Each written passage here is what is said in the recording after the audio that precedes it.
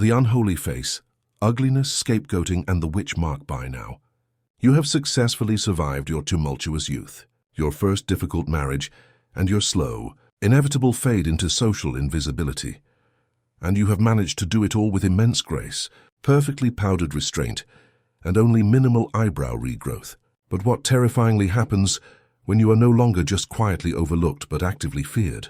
Tonight, we must bravely enter one of the darkest, most unforgiving corners of medieval beauty culture, the truly devastating fate of women deemed ugly, unwanted, or simply not in line with the day's soft-lit, delicate ideal.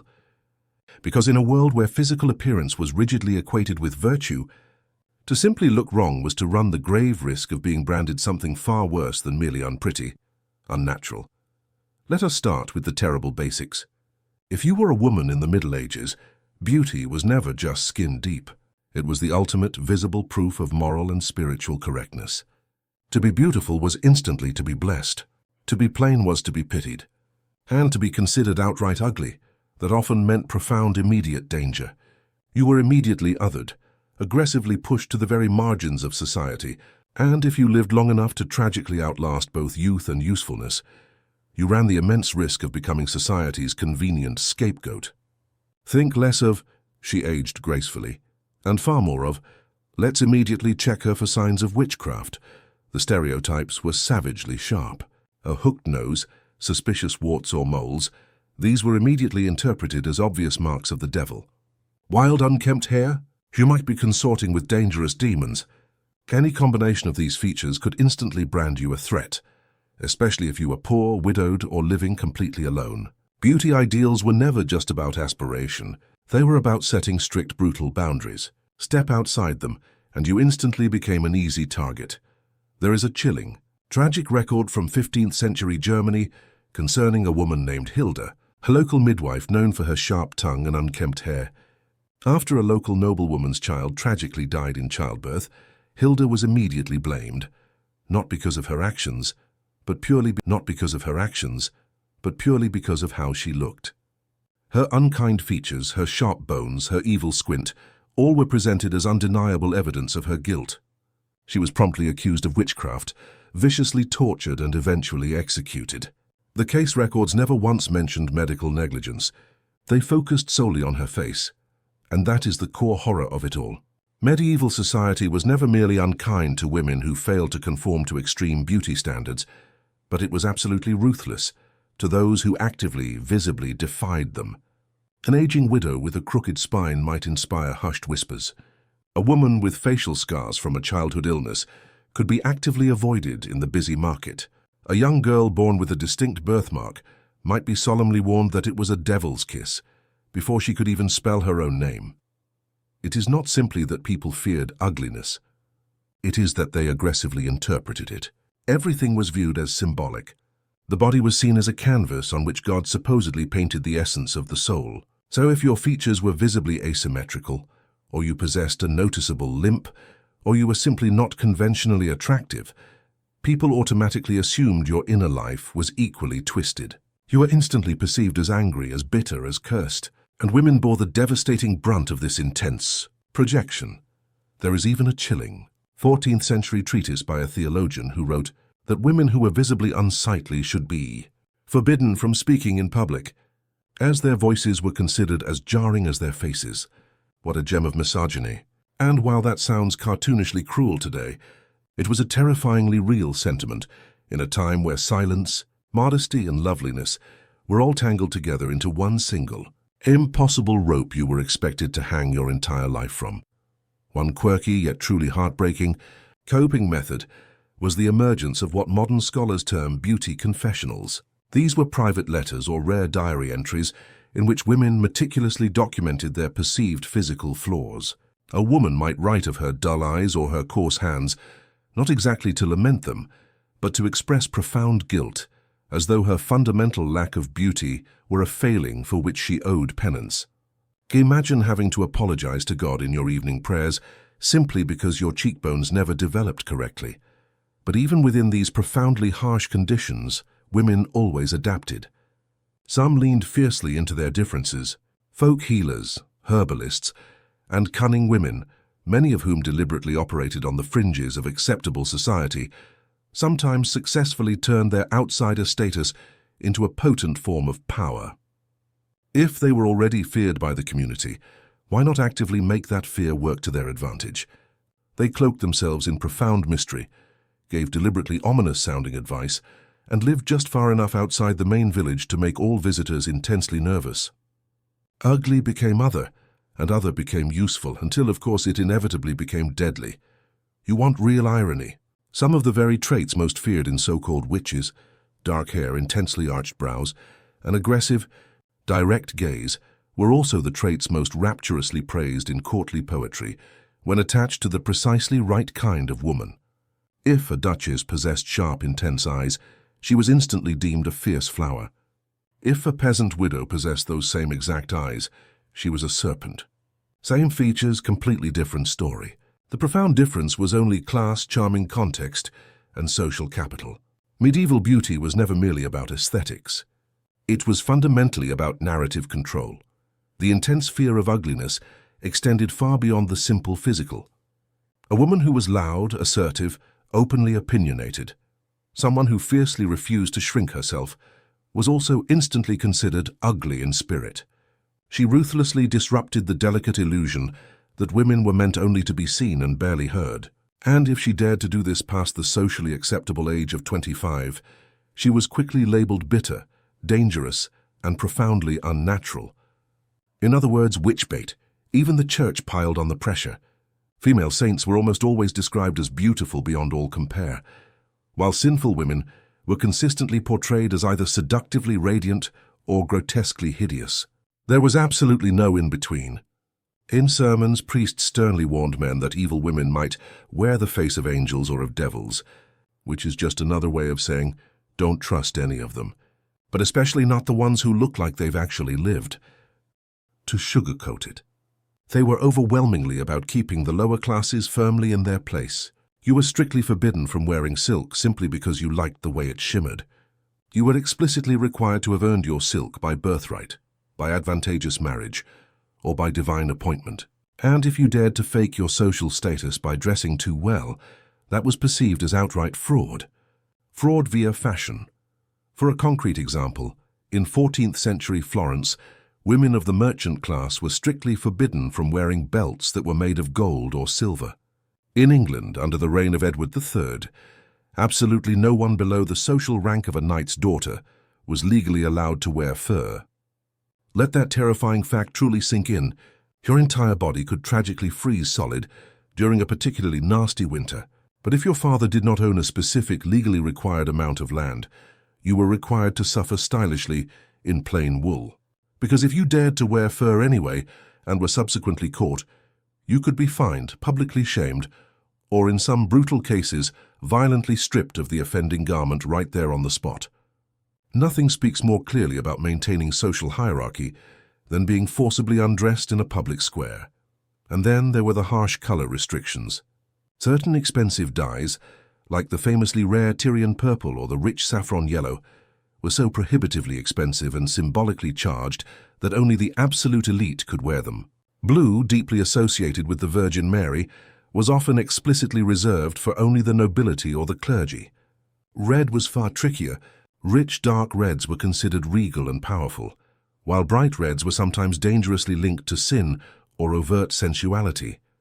So a woman who wore a crimson gown might be instantly seen as either immensely powerful or deeply scandalous, sometimes both simultaneously, depending entirely on precisely who was doing the judging. It was never just about what you wore. It was fiercely about how much of it you wore. Layering was a significant indicator in medieval fashion, and the more layers you possessed, the more immediately affluent you appeared. But too many layers, too much detailed embroidery, too many jeweled accessories that could easily be seen as outright vanity or worse, unforgivable arrogance. And vanity, as we all tragically know, was a guaranteed fast track straight to eternal damnation. There was always that impossible balancing act. Display just enough beauty to seem morally virtuous, but strictly not so much that you looked proud. God forbid anyone ever thought you genuinely enjoyed looking nice. Even simple headwear came under relentless scrutiny. The hennin, The famously towering cone-shaped hat became so closely associated with aristocratic women that some towns brutally banned its use among the bourgeoisie. So imagine being viciously fined simply because your hat was too pointy. Some cities even employed specialized clerks whose sole job was to wander the crowded streets, taking meticulous notes on precisely who wore what, like a medieval Joan Rivers armed with a stern citation pad. A particularly bizarre case comes from 15th century Venice, where a woman was harshly fined for wearing pearls sewn into the lining of her sleeves. They were not even visibly showing. But the core logic was chilling. Hidden luxury still actively encouraged pride and profound vanity, even if absolutely no one else could see it. It was as if they were literally policing your intention. Thought crime, but violently make it fashionable. And these harsh laws did not solely apply to the lower classes desperately attempting to climb the ladder. They also specifically targeted women in general. Authorities fiercely feared that if women were allowed to dress too lavishly, they might tragically become unruly, aggressively seductive, or worst of all, simply difficult to control. So specific laws were passed expressly to limit what women could wear on feast days, at weddings, or during public festivals. Some towns even brutally required widows to wear only dull colors for the remaining duration of their lives, because clearly grief is not considered official until it is strictly color-coded. Now, there is a distinct fringe theory among some historians that sumptuary laws were not truly enforced all that strictly, that they were more about explicitly sending harsh social messages than actually issuing widespread punishments. In some contexts, that is likely true, but in others, enforcement was chillingly real and intensely public. Officials would patrol markets and churches, keeping a vigilant eye out for every fashion infraction. Tailors could be harshly fined for making clothes above the client's strict social station. Her simple dressmaker might be dragged into court, just for the minor crime of adding too much lace. And let us talk about lace for a moment. Intricate, laboriously handmade, and often imported, lace was one of the clearest, most visible signs of immense wealth in a woman's wardrobe. But if you were subsequently caught wearing too much of it without the appropriate pedigree, you had better possess a convincing, legally sound excuse. One London woman bravely claimed she had inherited her lace from a noble cousin. She was still harshly fined, probably because absolutely no one believed a cousin would willingly part with valuable lace. But here is the inherent contradiction that made such laws so utterly exhausting. Everyone was still universally expected to look nice. You had to be fashionable, you had to be refined, you had to be elegant, but strictly within limits. It was exactly like being told to paint a masterpiece with half your available colors permanently banned, and your paintbrush constantly under surveillance. Women were particularly vulnerable to this profound paradox. They were intensely judged, constantly by clerics, by men, and fiercely by one another, yet they were actively denied access to the very tools that would help them succeed in those exact judgments. And underneath it all was a persistent, gnawing fear. Fear that blurred class lines would somehow cause widespread chaos. Fear that beautiful women would inevitably lead men astray. Fear that too much fabric or too fine a trim would somehow awaken some dark, anarchic impulse in the village square. Sumptuary laws were never truly about simple modesty. They were purely about control. And like most such systems of control, they brutally punished the ambitious, the imaginative, and the fundamentally out of place. So now, let us vividly imagine you standing before your impressive wardrobe. A beautiful carved chest filled with linens, velvets, and silks. You select a gown. It is undeniably elegant but perfectly modest. Small amount of embroidery at the cuffs, a tasteful belt. You slip it on, meticulously smooth it down, and wonder anxiously, will anyone think this is too much? Too little? Too bold? Later, as you walk through the market square, a clerk casts a keen glance your way. Not a smile, not a scowl, just a careful look. A young knight asks a girl to dance. She gracefully nods. They pass you on their way to the floor. He does not look at you. You lower your eyes. You manage a faint smile and let the crease deepen. Deliberately made you that way, on purpose, as a clear sign to the world. You were physically beautiful because you were morally beautiful, and the terrifying reverse was assumed just as confidently. Flaws of the body meant flaws of the soul. Now truly imagine what this meant for anyone who tragically did not fit the extreme mold. A crooked nose might instantly mark you as devious. A birthmark could signify that you were cursed. Too much body hair might compel people to quickly double-check for outright demonic influence. Even simple scars from old accidents or childhood illness were never viewed neutrally. They were immediately read like silent, damning warnings. People deeply believed the body unfailingly revealed the truth of the inner self. And that was a truly terrifying standard to live under. And let us never forget the devastating role of money in this entire mess. Because, of course, the ideal medieval beauty, like absolutely most things in history, was prohibitively expensive. The numerous lotions, the powders, the costly gowns, the delicate veils, none of it came cheap. Peasant women simply could not afford expensive saffron hair rinses or imported perfumes. They could not even afford mirrors, let alone the immense amount of time required to sit patiently in front of them. And so the very ability to be demonstrably beautiful became exclusive, a powerful symbol of status just as much as an ornate coat of arms. Even individual features were intrinsically linked to wealth. Thinness was heavily celebrated because it was the non-verbal proof that you did not relentlessly work the fields. Fragility suggested you were meticulously cared for, kept safely indoors, utterly sheltered. Long fingers showed that you never had to coarsely grip a shovel. Smooth hands screamed that you did not sew, wash, or need to desperately knead bread. The farther removed you were from common physical labor, the more angelic your body mysteriously became in the public imagination. Now you might be wondering, did people truly buy this nonsense? Oh, absolutely. It was firmly baked into the entire medieval worldview. Artists painted noblewomen with flawlessly smooth faces and visually elongated proportions, because that is precisely what people believed virtue actually looked like. Poets waxed rapturous about their lady's alabaster brow or her slender ankles, not just to say she was pretty, but explicitly to say she was good. Her outer beauty was a terrifying confirmation of her inner worth. One particularly illustrative case comes from the famous court of Eleanor of Aquitaine. Her ladies-in-waiting were meticulously chosen not only for their noble bloodlines, but for their visible virtues, a polite way of saying they were young, thin, pale, and perfectly composed. Court documents describe their beauty with the same kind of reverence usually reserved only for religious relics. Their poise, their elegance, their perfect symmetry, all were considered powerful signs that they were not only suitable companions, but profound moral exemplars. Now, here is where the entire system gets truly dark. Because this harsh worldview did not simply reward the beautiful, it actively punished those who could not perform beauty. Ugly or disfigured women were instantly assumed to be wicked. Think of witches, old crones, or temptresses in disguise. If you were not beautiful, people did not just pity you, they actively feared you. You were perceived as unnatural, as dangerous, possibly even unholy. Beauty ideals were never just about aspiration. They were about strict, terrifying boundaries. Step outside them, and you instantly became an easy target.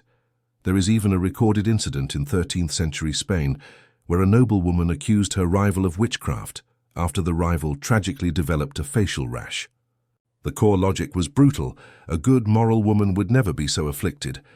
The accused woman was later acquitted, but the devastating damage was done.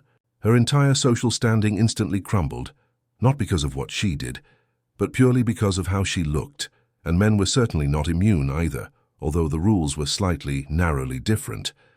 A handsome knight was automatically considered more trustworthy, more heroic. A misshapen one, possibly a trickster or a traitor. This was never merely aesthetics. It was a cruel moral system, violently enforced through cheekbones and clear skin. Of course, not absolutely everyone agreed with this madness. There were fierce skeptics. Writers like Christine de Pizan, one of the first known female authors to make a name for herself in Europe, openly challenged the aggressive link between beauty and virtue. She argued radically that women should be judged solely by their actions and never by their appearances. She did not ultimately win the cultural war, but her brave words successfully planted seeds that would eventually bloom centuries later. Even today, scholars intensely debate how much people actually believed in this beauty equals goodness nonsense. Was it literal, symbolic, simply convenient? Probably all three simultaneously. It relentlessly made life easier for the powerful and brutally harder for absolutely everyone else. And that, ultimately, is usually how these insidious systems tragically work. Back in your cold chamber, you adjust your restricting veil in the mirror. Your skin is meticulously powdered, your cheeks faintly flushed, your posture is impeccably perfect. But tonight you can feel it keenly. Beneath the complex layers of silken meaning, there is a persistent hum of raw anxiety. You have been watched all day, intensely evaluated, praised, and silently judged. A maid brings in a delivered letter. Fair suitor has written a lengthy poem. He calls you an angel of form and faith. You read the flowery words and smile, because you are explicitly supposed to. But you can't help but wonder, if your skin was scarred, if your body was fundamentally different, if you laughed too loud or frowned too often, would he still manage to see the angel or just a woman? The legal veil, sumptuary laws, and the fashion police. You have spent the entire day sculpting yourself into a living statue of virtue, perfectly powdered, heavily veiled, flawlessly well-mannered, and ghostly pale. You have successfully learned how to perform wealth, display absolute chastity, and ruthlessly shrink into the precise outlines expected of you. But let us not pretend this entire performance was entirely voluntary. No, there were genuine, literal laws written, enforced, and sometimes utterly absurd that dictated precisely what you could wear, how you could wear it, and exactly what fabrics were above your social station. Welcome now to the bizarre world of sumptuary laws, the medieval fashion police, where daring to dress too well could instantly land you in severe legal trouble. Let us start with the basics. Sumptuary laws were official regulations, often passed by powerful monarchs or town councils, that were designed to control personal expenditures, particularly on clothing. These laws were ostensibly meant to strictly preserve moral order, but let us not attempt. Present a figure worthy of intense devotion. Translation: she was required to look exactly like an elegant, tortured saint on wheels, and here is a profound, wild little twist. In some specific cases, these undergarments were not just form-fitting.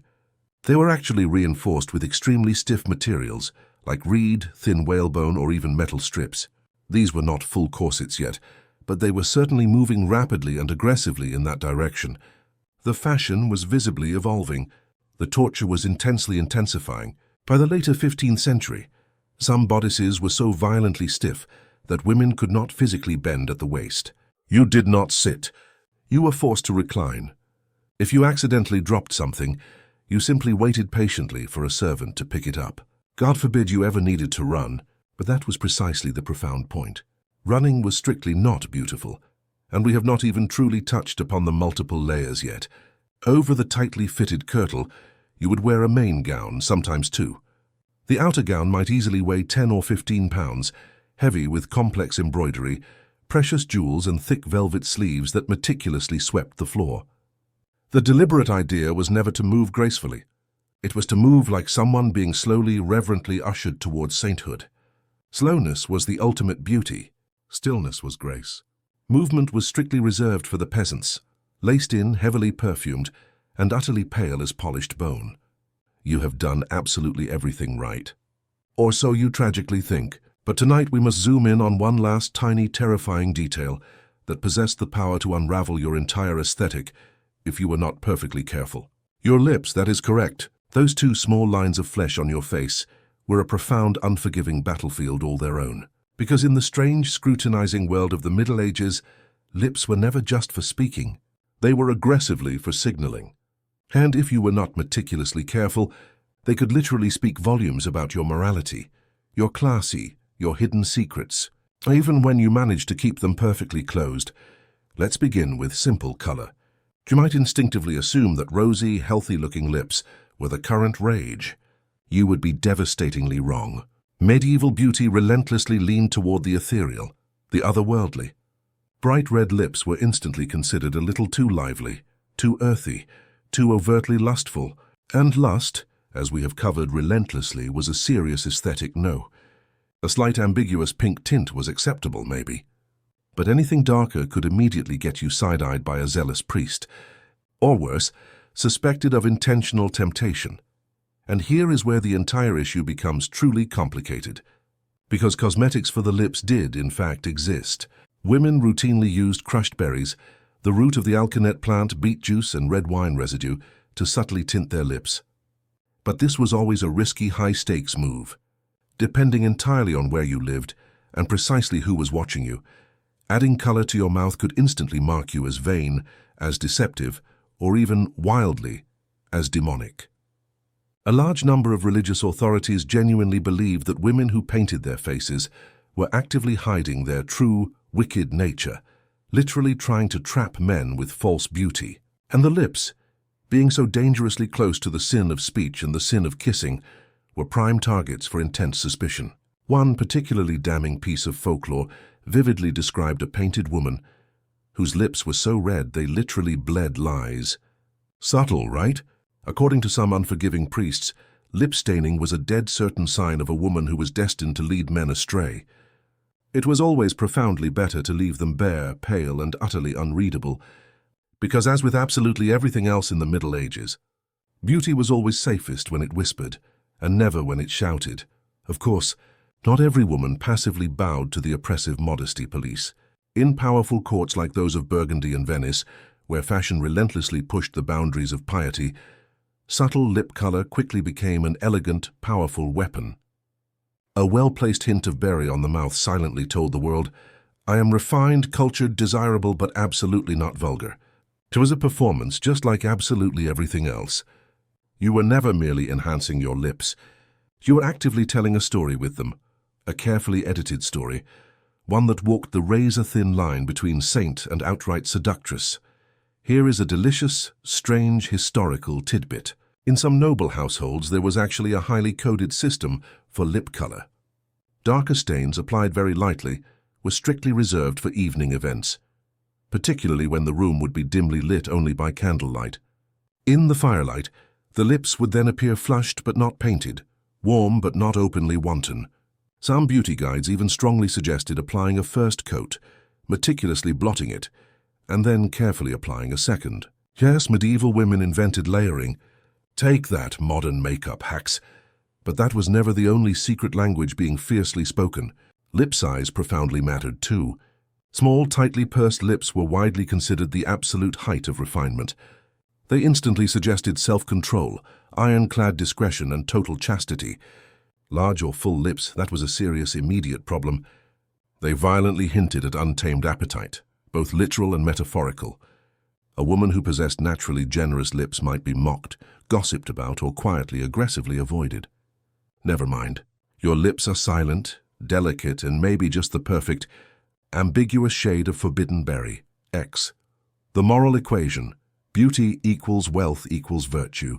You have successfully mastered the face, the body, the agonizing posture, and the subtle scent. But absolutely none of that matters, unless the people around you know precisely what it all truly means. Because in the brutal medieval world, beauty was never just about looking good. It was a walking resume, a moral verdict, a profound declaration of your entire class and character. Tonight, we are peeling back the gilded layers to look at the deeper and far more dangerous equation that governed all of medieval life. Beauty equals wealth equals virtue. Now, it sounds inherently ridiculous, but in a society where God, gold, and pervasive gossip ruled supreme, your mere appearance did far more than simply attract suitors. It told people, without a single word, precisely what kind of soul you possessed. Smooth skin. That clearly meant you were clean, both physically and spiritually. A pale complexion. You did not labor relentlessly in the harsh sun like a common peasant. You were preserved, you were refined, and you were thus perceived as being closer to heaven. Perfect posture, flawlessly symmetrical features, meticulously white hands, and daintily small feet, all were understood as clear signs that you were born into the correct kind of family, and therefore presumably born inherently good. This was never simply cultural fluff. This was established doctrine. Medieval theologians and philosophers wrote relentless treatises aggressively insisting that beauty was, in fact, undeniable evidence of divine favor. If you looked demonstrably good, it was only because God had. One real historical figure, who both fit and simultaneously broke these rigid rules, was Edward of Woodstock, famously known as the Black Prince. He was the medieval poster boy for knightly perfection, supremely skilled in battle, handsome, immensely rich, flawlessly well-dressed, and tragically doomed. His early portraits depict a man with the classic look, a strong nose, soft curls, and a fashion sense that boldly screamed, "I'm ready for war," but also, "I'm ready to pose for an oil painting." Later, chronic illness tragically ravaged him, and by the time he died young, he had visually morphed into precisely the kind of tragic male beauty medieval society secretly adored. Noble, profoundly broken, and perpetually unreachable, but the immense pressure on men was never solely aesthetic. It was intensely moral and relentlessly performative. You were required to be brave, yes, but strictly not too emotional. You had to be devout, but strictly not boring. You must be courteously charming, but always instantly ready to fight to the death at a moment's notice. Every glance, every bow, every single word spoken at court had to walk a rigid tightrope of masculinity, so narrowly defined that it made women's standards look almost flexible by comparison. And naturally, there were devastating consequences. Men who failed to meet these impossible expectations were often brutally mocked, immediately dismissed, or worse, publicly accused of being effeminate. In some medieval courts, a man who dressed too elaborately or spoke too softly ran the serious risk of being labeled unmanly, a vague but extremely dangerous insult that could profoundly threaten your entire social standing. In a society that slavishly prized hierarchy and conformity, not fitting the exact mold was a risky, life-threatening business. There is even a distinct fringe theory, still actively debated by historians, that the popular rise of courtly love poetry was as much about strategically controlling men as it was about romantically idealizing women. These pervasive poems painted male lovers as gentle, suffering, noble souls who perpetually worshipped their lady from an untouchable distance. It sounds beautifully sweet until you realize it deliberately created an impossible role model. Real men were instantly expected to act exactly like fictional ones, relentlessly chasing unattainable women while aggressively suppressing all the very human messiness underneath. You were forbidden from simply being in love. You were required to perform love as if it were an art form and a rigid test of character. One quirky side note: some medieval men wore beauty patches, tiny silk spots meticulously stuck to the face, to cover blemishes or signal a certain aggressive fashion forwardness. Yes, they openly stole that one from the ladies. A patch placed high on the cheek might silently say, "I'm flirtatious." A patch near the eye, "I'm dangerous but also intensely poetic." And somewhere, some poor knight in full plate armor was carefully placing a silk sticker onto his nose and fervently praying it would not tragically fall off during the joust.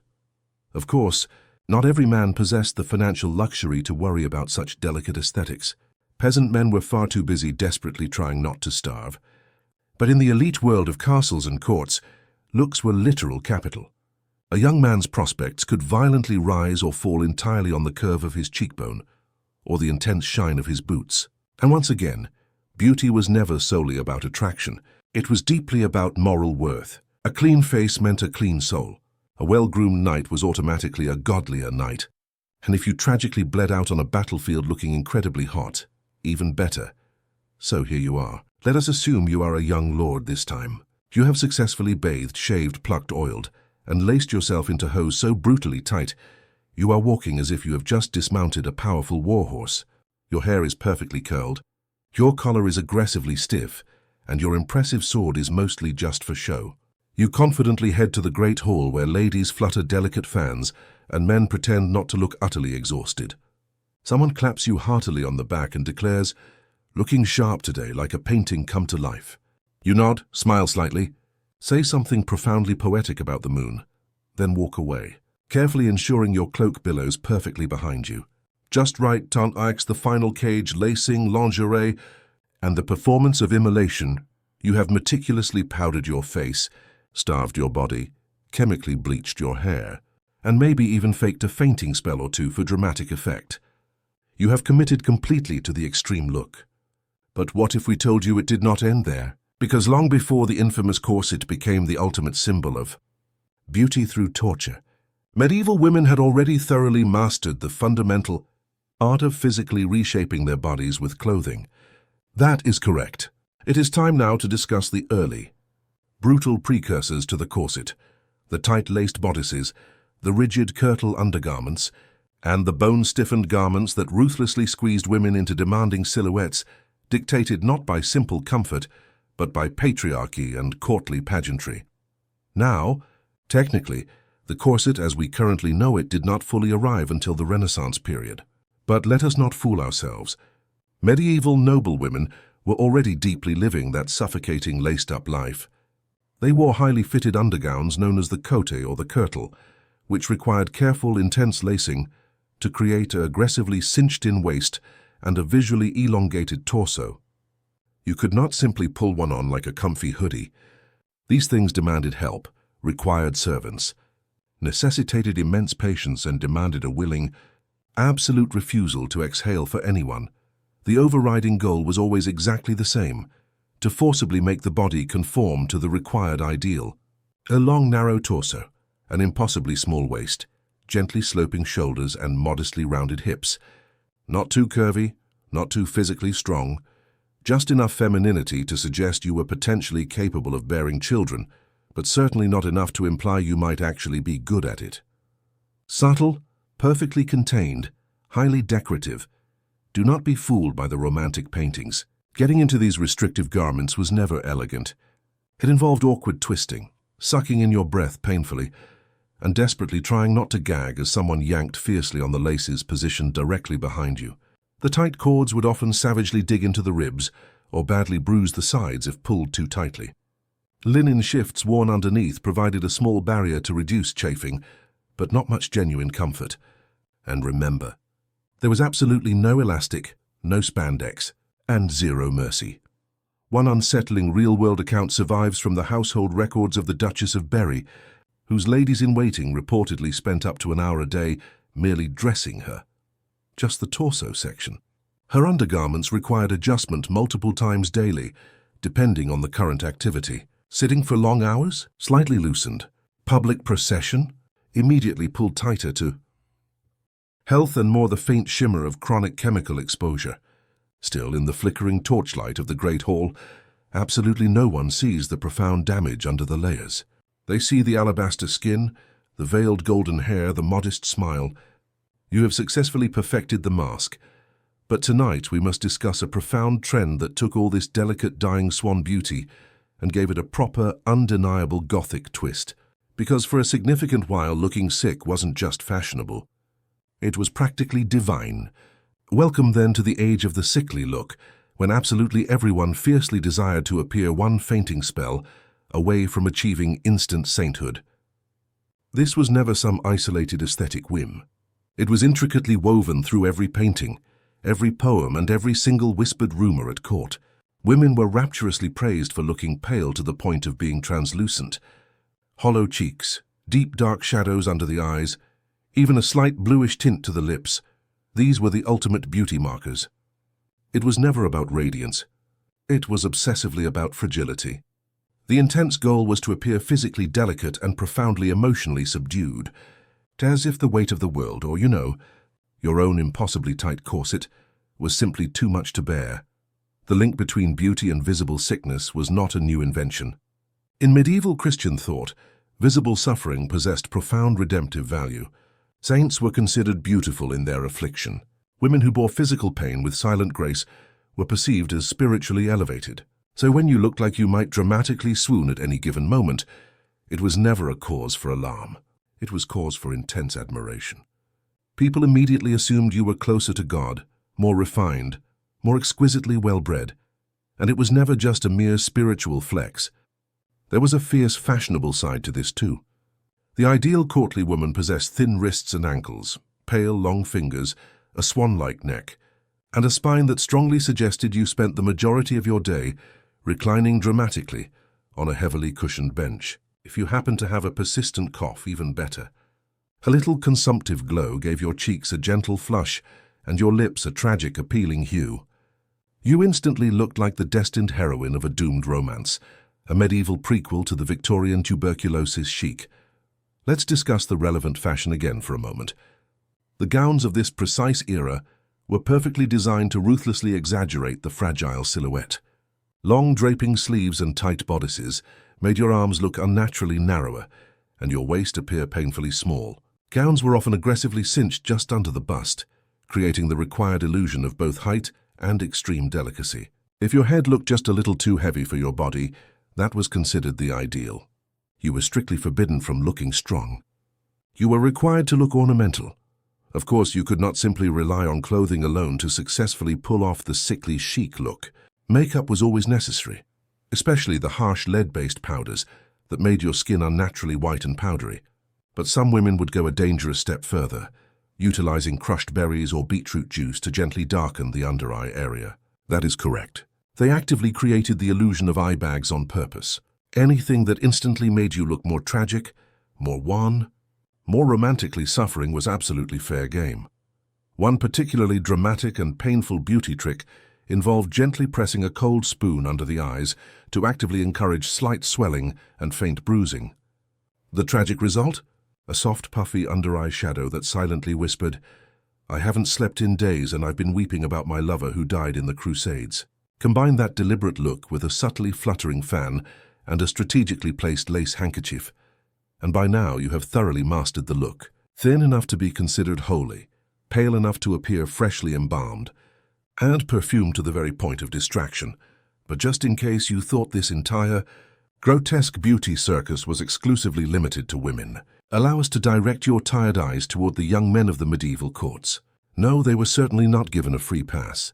Sure, they were not generally bleaching their scalps with goat urine or smearing mercury under their eyes, but trust us, medieval masculinity arrived with its own brutal, punishing list of stringent requirements. Tonight we must quickly talk about the impossible standards for men too. Because if you think your corset is unbearably tight, imagine having to look brave, impossibly rich, and profoundly holy, while also surviving hand-to-hand combat. Start with the fundamental basics, the medieval dreamboat. He is tall but not so awkwardly tall that he looks clumsy. He is lean but also intensely muscular. Ideally, he possesses a kind of wiry, efficient strength, like a sharp sword with perfectly defined abs. His face must be sharp, meticulously clean-shaven with an equally high forehead. Yes, they plucked hairlines too. He needs a straight, prominent nose and clear, utterly unblemished skin. His hands must look delicate, yet simultaneously calloused in just the correct, heroic places. You were intensely required to look like you regularly read poetry by soft candlelight, but could also, and quite easily, murder a guy before breakfast. So, how did men manage to keep their skin so flawlessly smooth, and their features so sharply defined in a world with no functional barbershops, no clean, effective razors, and a medical system that genuinely believed sneezing too hard might summon literal demons? The answer, very carefully and often intensely painfully. Upper-class young men actively used tweezers to aggressively shape their brows and remove every single stray facial hair. That is correct, medieval manscaping. Some even used harsh vinegar-based tonics to cleanse their skin and desperately try to avoid breakouts, since pimples were unfortunately seen as clear signs of weak character, or, worse, excessive uncontrolled lust. But beyond the mere face, a young nobleman's entire identity was deeply wrapped up in his body, and precisely what he chose to do with it. From the moment of childhood, he was relentlessly trained for war, for strenuous sport, and for the extremely formal, complex art of looking undeniably cool on the back of a horse. This was never about simple health or fitness in the way we think of it today. It was intensely about image. Knights and squires were harshly judged by how they visibly carried themselves within heavy armor, how gracefully they moved during a courtly dance, and how well they could recite romantic poetry to a lady without accidentally tripping over their own tights. And yes, tights were very much a thing. In fact, men's fashion during the later Middle Ages was just as tight, restrictive, and oddly revealing as anything the women wore. Men wore hose that aggressively outlined their legs and buttocks in excruciating detail.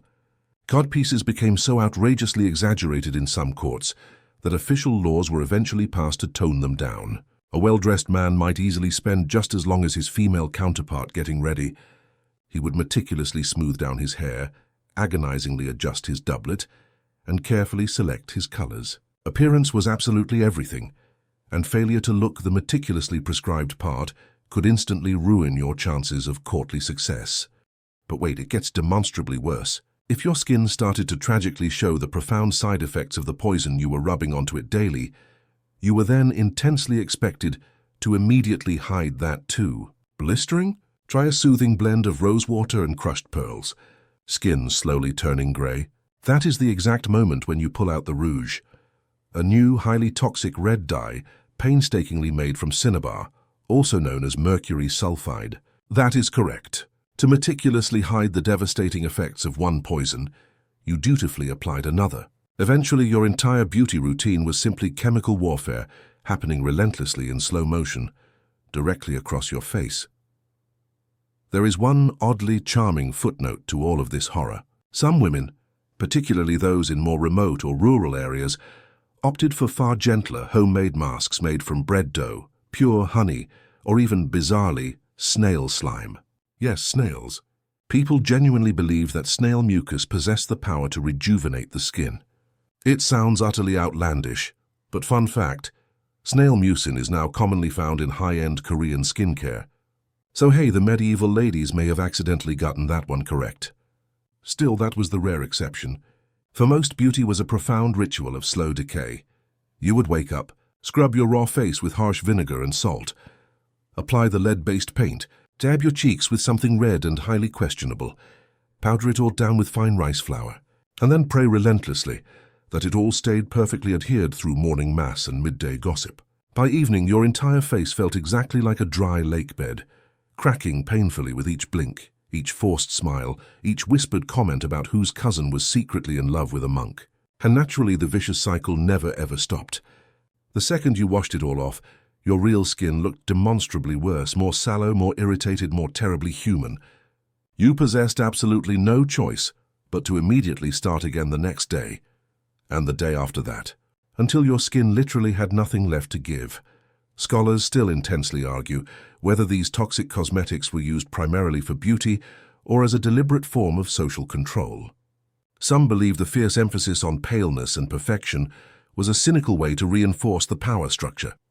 Nobles above peasants, and women, well, above no one. Others think women shrewdly used cosmetics to reclaim a tiny sliver of control in a world that offered them very little. By painting your face, you actively shaped your own myth, even if the myth was slowly, painfully killing you. And then there is the perennial question of how men truly fit into all this. Noblemen generally did not wear makeup, unless they were actors or very, very French, but they were almost always the ones doing the vast majority of the praising, critiquing, and setting the impossible standard for what women should look like. Artists painted impossibly smooth-faced ladies. Poets sang endlessly about women with porcelain skin and luscious berry-red lips. Clerics wrote dense moral treatises about how vanity was inherently evil, unless it resulted in flawless beauty. Hypocrisy, as always, was immaculately dressed. So now, back in your small room, you open your small wooden box. Inside sits your ceruse, your powdered cinnabar, your chalk, your oils. You look into the blurred mirror. Your skin is blotchy, your cheeks raw with silent pain. You dab, you blend, you meticulously smooth. You carefully create the desired illusion of health, of virtue, of total perfection. Later, as you glide through the great halls, someone comments warmly, "Your skin is like ivory." You smile faintly and desperately try not to think about how by the time you reach 35, your teeth might simply fall out and your bones could start to ache for mysterious reasons no one yet understands. But tonight you are intensely glowing. You are perfectly ready to make everyone in court assume you are just simply too delicate to exist in this cruel world. 8. The aesthetized suffering, the sickly chic and the pursuit of perishability. This extreme ideal was never merely about looking unwell. It was about subtly hinting at something far, far deeper. A woman who appeared visibly physically weak was almost always assumed to be emotionally sensitive, artistically inclined, and spiritually advanced. Men wrote intense poems about their lovers, referring to them as fading roses, as melting snow, and as ghostly maidens. You were strictly forbidden from appearing to be of this world. You were required to look like you were barely tolerating it. Now here is the creepy, persistent twist. The beauty of the sickly look deliberately blurred the stark line between life and death. It was never uncommon for women to be openly compared to corpses in highly romantic love poems. "She lay still as marble," one poet rapturously wrote. "Her breath so light it stirred not the air." Romantic, isn't it? Also mildly terrifying. But this was the desired mood. You did not just want to look passively serene. You actively desired to look perishable.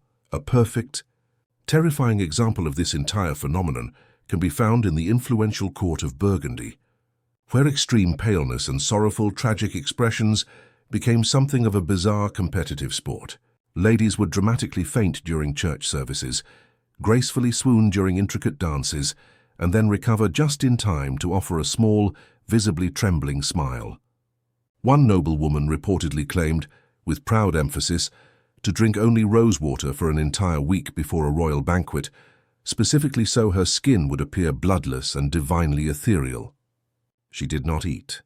She barely moved, and she made an absolutely huge impression. Scholars still debate fiercely how much of this was genuinely conscious performance versus how much was actual debilitating illness. After all, medieval Europe was crawling with rampant diseases, and common nutrition was not exactly balanced. A lot of women were genuinely unwell. But instead of worrying about that basic fact, society simply aestheticized it.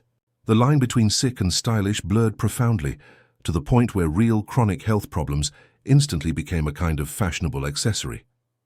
And if you foolishly think this profound trend ever faded with time, think again. The intense idealization of the suffering woman persisted powerfully well into the Renaissance, the Romantic period, and yes, even into modern pop culture. There is something disturbingly timeless about a culture that most intensely praises a woman when she is silent, fragile and barely hanging on. Back in your candlelit chamber, you meticulously examine your face in the polished bronze mirror. You have carefully applied your toxic white powder, a subtle touch of crushed berries beneath your eyes, and your lips are tinted, just enough to vaguely suggest you might have recently coughed blood. Tastefully, of course. You lie back languidly on your velvet daybed, carefully draping an arm over your forehead with a soft theatrical flair. Later in the great hall, someone leans over and whispers, "You look so delicate tonight, almost like you're not really here."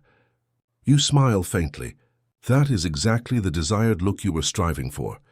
You are glowing, all right, Bea, but it is less the glow of gateway drug to lust, to disease, and to a complete moral collapse. Many bathhouses were ruthlessly shut down or severely regulated, and women were subsequently expected to wash with forced modesty at home, using a small basin, a cloth, and whatever level of crushing shame they could effectively muster. But here is where the entire system becomes profoundly contradictory once more. The very same society that constantly scolded women for the sin of washing too much also fiercely expected them to look and smell utterly immaculate.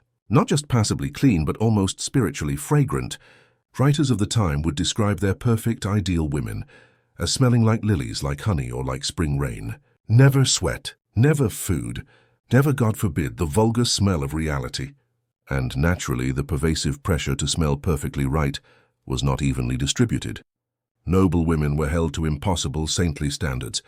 You were expected to sit patiently through hours of court, encased in layers of heavy clothing, in stuffy, crowded rooms, and still somehow manage to radiate the scent of divine approval. One wrong whiff, and the malicious gossip would instantly begin. "She's been riding too much," someone might viciously whisper. Or even worse, "She's not what she pretends to be." One historical figure worth considering here is Isolde of Brittany, the often overlooked foil to the famously tragic Isolde in the Tristan legend. She was widely praised, not just for her signature golden hair and her spectral pale skin, but specifically for the claim that she smelled like flowers even after extensive travel. Whether this was a poetic metaphor or simply the tragic result of an extreme lifelong perfume habit, we will never truly know. But the powerful idea stuck. The perfect woman did not just look good. She was required to smell precisely like a meadow in May. Of course, there is always a scholarly debate around how literally we should interpret all this. Some historians suggest that medieval people were far more practical and pragmatic than the surviving beauty manuals suggest, and perhaps the pressure to constantly remain fragrant was not quite so dramatically intense. Others point to court documents, letters, and the pervasive poems that obsessively focus on scent as undeniable evidence that, yes, this was an extremely big deal.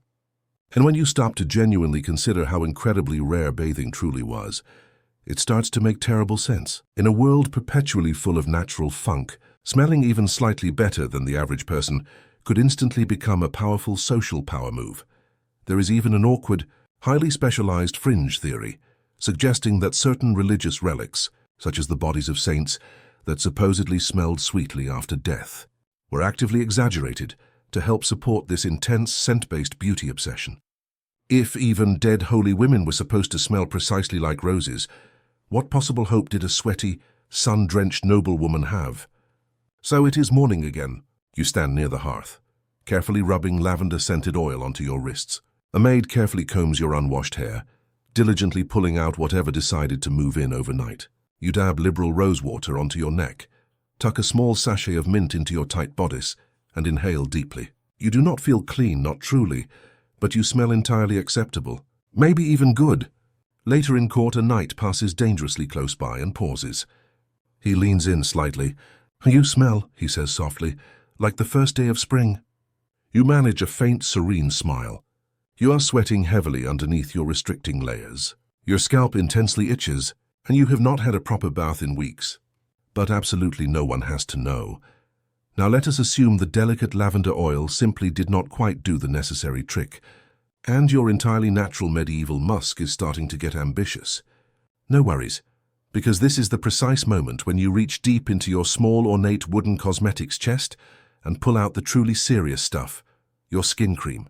And by cream, we are talking about a bubbling cauldron of highly toxic ingredients so volatile that even your local apothecary likely raises a nervous eyebrow. Tonight you are plunging headfirst into the glamorous and truly horrifying world of medieval makeup, where lead, mercury, arsenic, and harsh vinegar were casually mixed into something you smeared directly onto your face. Let's start with ceruse. It sounds so incredibly elegant, doesn't it? Like some exclusive French artisanal paste sold in a boutique. In terrifying reality, ceruse was a thick, highly toxic white paint, painstakingly made from vinegar and white lead, aged in clay pots until it congealed into a smooth, deadly cream. Women used it relentlessly to achieve that perfect, sought-after, no blood circulating here look. Ceruse efficiently covered freckles, blotches, and the pervasive overall stress of simply surviving in a world with no antibiotics or established civil rights. It made you instantly look angelic. It also systematically made your skin literally peel off in strips if you wore it too often. One documented case involved an English noblewoman who used ceruse daily to religiously maintain her famously pale complexion. Eventually, her skin became so profoundly raw and damaged that she was compelled to have her maid apply it for her, meticulously avoiding the open wounds. Did she cease using it? No, of course not. Beauty standards simply wait for absolutely no one. She merely upped the dosage to aggressively mask the profound damage caused by the product itself. A truly vicious, unending loop, centuries before the invention of Instagram filters. And terrifying lead was never the only villain. Mercury, too, had its dark moment in the spotlight.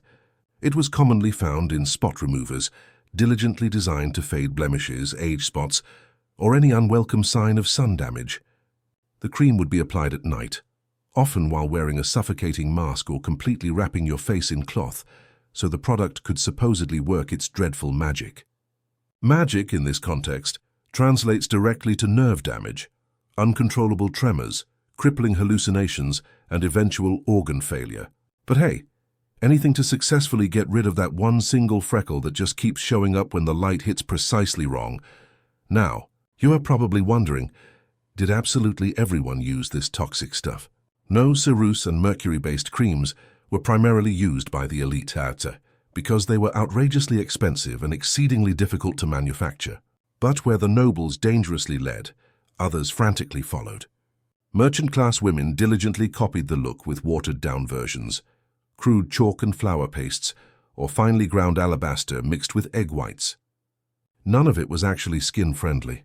All of it deeply invaded your pores and likely shortened your overall life by a few years.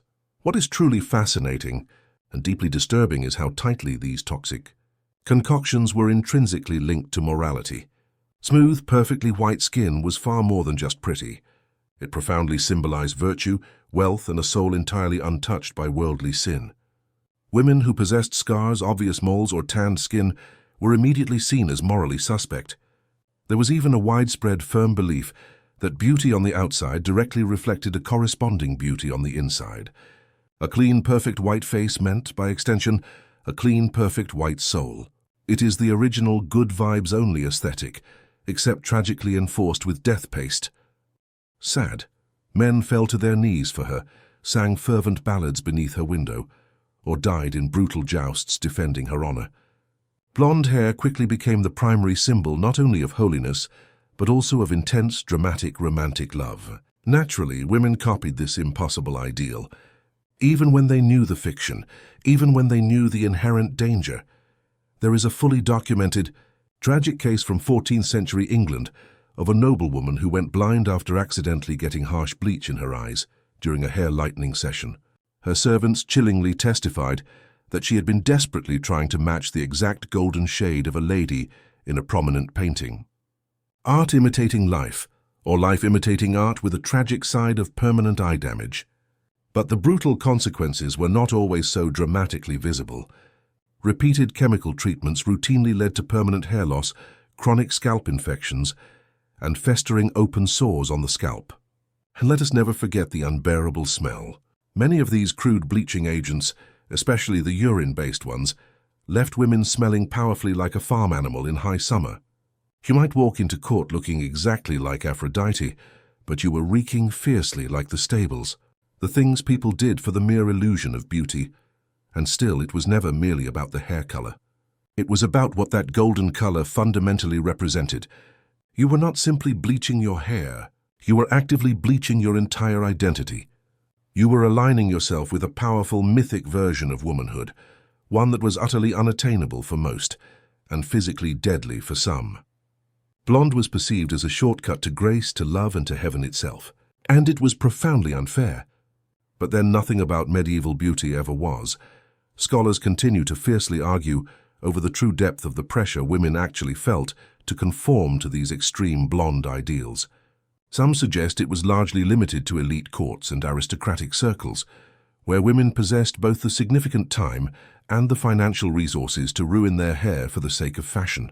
Others argue that the obsession subtly trickled down into the merchant and middle classes, particularly in booming cities like Venice and Florence, where visual culture was rapidly expanding, and appearance meant opportunity. There is even compelling evidence that men actively played into this, not with hair color, but by writing endless, rapturous odes to sun-haired maidens and golden angels. The poetic imagery set the impossibly high bar, and women were expected, without question, to meet it. Never mind genetics, never mind chemistry. Just bleach, pray, and roast yourself in the sun like a delicate, glowing meatball. So now, back in your cold chamber, you sit by the open window with your scalp still fiercely stinging. You have painstakingly followed the precise recipe from that whispered beauty manual. The harsh sun beats down relentlessly through the open, cut-out circle in your straw hat. Your hair is visibly steaming.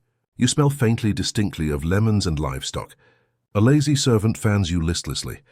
You feel profoundly lightheaded, but maybe that is simply the fumes. Later at court, someone glances briefly your way. Your hair catches the dancing candlelight. It shimmers with that desired ethereal gold. For a fragile moment you think, maybe this was truly worth it. Then someone else turns to look, and another, and you manage a faint, slight smile.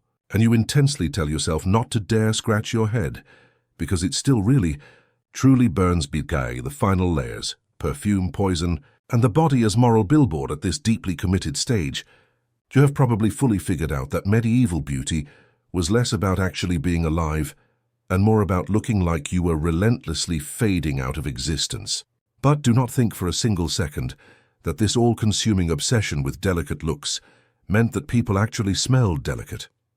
Welcome now to the rank, unavoidable underbelly of medieval beauty culture, where baths were a truly rare event. Sweat was a constant, pervasive presence, and your nose was the unsung hero, desperately attempting to get you through each day without simply fainting. First off, no, medieval people were not completely allergic to the idea of washing. They did bathe more frequently than the pervasive myth suggests, but only when they physically could. But for noblewomen, hygiene was never just about basic health. It was about optics. You were required to smell fresh and overtly floral, yes, but crucially without getting wet.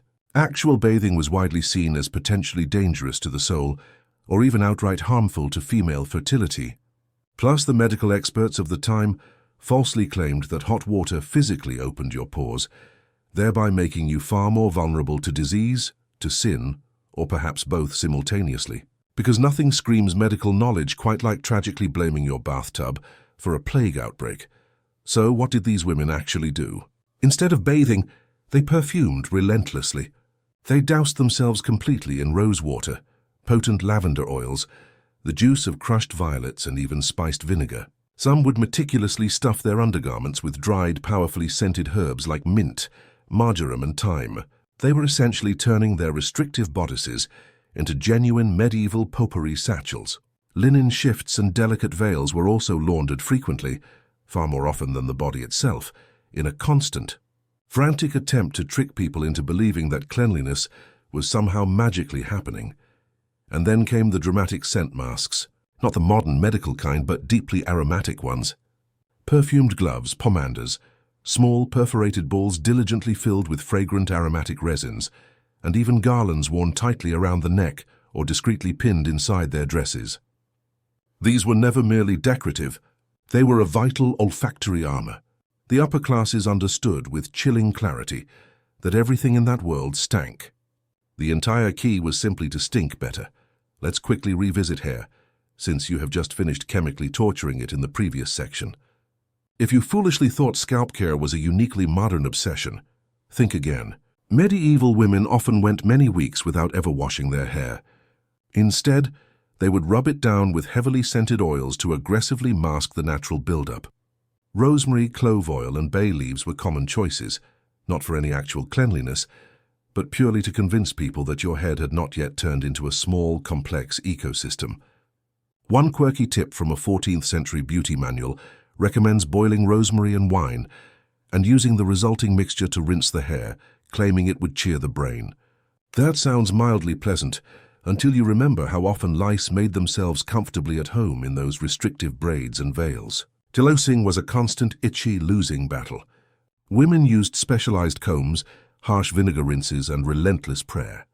Lots and lots of prayer. Now, not everyone possessed the financial luxury of complex smell-masking oils and expensive herbs.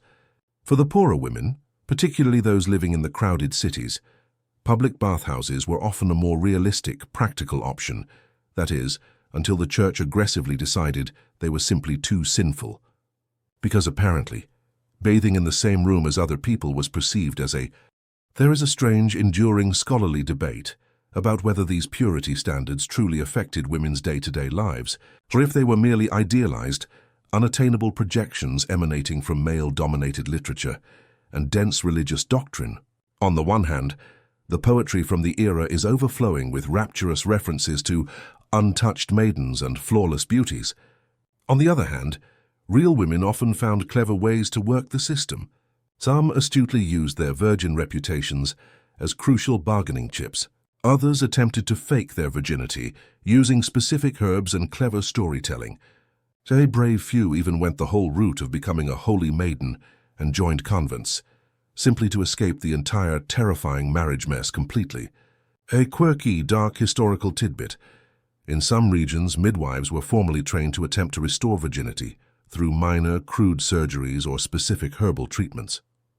Basically the medieval version of a cosmetic hymenoplasty. It was not common, but it absolutely happened. Reputation was everything, and people would resort to truly extraordinary lengths to protect it. And yet, despite all these impossible expectations, women still laughed. They gossiped, they flirted, and they even loved. They wrote quiet poems, they traded deep secrets, and they found precious hidden moments of profound rebellion. They did all of this, however, strictly behind heavy veils, under layers of restrictive fabric, and always with one eye cautiously cast over their shoulder. Because in the unforgiving medieval world, being seen as impure was never just a risk of gossip. It literally possessed the power to destroy your entire life. So here you are. You are sitting in the garden, constantly aware of the careful, watchful gaze of your chaperone. You speak softly, your hands are folded neatly, your eyes are kept lowered. You are only 13 years old, yet you already know the entire brutal script by heart. You must be beautiful, yes, but not too much. You must be innocent but not naive. You must be seen but not heard. You suddenly hear a quick, suppressed giggle emanating from behind the distant hedge. Some other girl, less careful than you, perhaps whispering something with a page boy. You instantly tense, not because you are jealous, but because you know with chilling certainty how quickly that kind of tiny thing becomes a devastating story.